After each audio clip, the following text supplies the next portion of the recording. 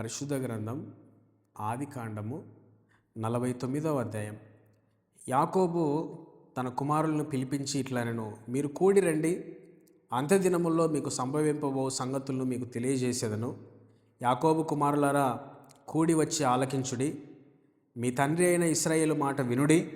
రూబేను, నీవు నా పెద్ద కుమారుడవు, నా శక్తియు నా బలము యొక్క ప్రథమఫలమును, ఔన్నత్యాతిశయమును బలాతిశయమును నీవే. నీళ్ల వలె చంచలుడవై నీవు అతిశయము పొందవు. నీ తండ్రి మంచం మీదకి ఎక్కితివి, దానిని అపవిత్రము చేసితివి.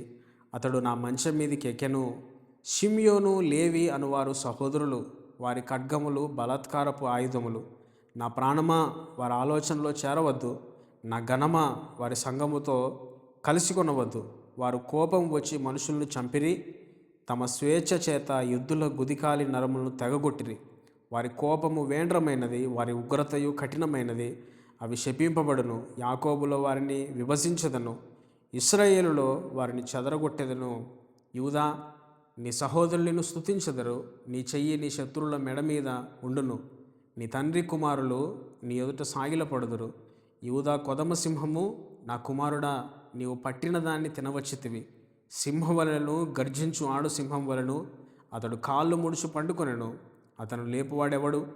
షిలోహు వచ్చి వరకు యూదా యొద్ద నుండి దండము తొలగదు, అతని కాళ్ళ మధ్య నుండి రాజదండము తొలగదు. ప్రజలు అతనికి విధేయులై ఉందురు. ద్రాక్షవల్లికి తన గాడిదను, ఉత్తమ ద్రాక్షవల్లికి తన గాడిద పిల్లలను కట్టి, ద్రాక్షరసంలో తన బట్టలను, ద్రాక్షల రక్తములలో తన వస్త్రమును ఉదుకును. అతని కనులు ద్రాక్షరసము చేత ఎర్రగాను, అతని పళ్ళు పాల చేత తెల్లగాను ఉండును. జబులూను సముద్రపు రేవున నివసించును, అతడు ఓడలకు రేవుగా ఉండును. అతని పొలిమేర సీదోను వరకు ఉండును. ఇశ్శాఖారు 2 దొడ్ల మధ్యను పండుకొని ఉన్న బలమైన గార్ధబము. అతడు విశ్రాంతి మంచిదగుటయు ఆ భూమి రమ్యమైనదగుటయు చూచెను గనుక అతడు మోయేటకు భుజము వంచుకొని వెట్టి చేయ దాసుడగును. దాను ఇశ్రాయేలు గోత్రికుల వలె తన ప్రజలకు న్యాయము తీర్చును. దాను త్రోవలో సర్పముగాను, దారిలో కట్లపాముగాను ఉండును. అది గుర్రపు మడిమలు కరుచును, అందువలన ఎక్కువాడు వెనుకకు పడును. యెహోవా నీ రక్షణ కొరకు కనిపెట్టుకుని ఉన్నాను. బంటుల గుంపు గాదును కొట్టును, అతడు మడిమెను కొట్టును. ఆషేరునొద్ద శ్రేష్టమైన ఆహారము కలదు, రాజులకు తగిన మధుర పదార్థములను అతడిచ్చును. నఫ్తాలి విడవబడిన లేడి, అతడు ఇంపైన మాటలు పలుకును. యోసేపు ఫలించడి కొమ్మ, ఊట యొద్ద ఫలించడి కొమ్మ. దాని రెమ్మలు గోడ మీదకి ఎక్కి వ్యాపించును. విలుకాండ్రు అతన్ని వేధించిరి, వారు బాణములను వేసి అతన్ని హింసించిరి. యాకోబు కొలుచు పరాక్రమశాలి అయిన వాని హస్తబలం వలన అతని విల్లు బలమైనదగును. ఇశ్రాయేలునకు బండయు మేపెడివాడును ఆయనే. నీకు సహాయము చేయు నీ తండ్రి దేవుని వలనను పైనుండి మింటి దీవెనలతోనూ, క్రింద దాగి ఉన్న అగాధ జలముల దీవెనలతోనూ, స్తనముల దీవెనలతోనూ, గర్భముల దీవెనలతోనూ నిన్ను దీవించు. సర్వశక్తుని దీవెన వలనను అతని బాహుబలము దిట్టపరచబడను.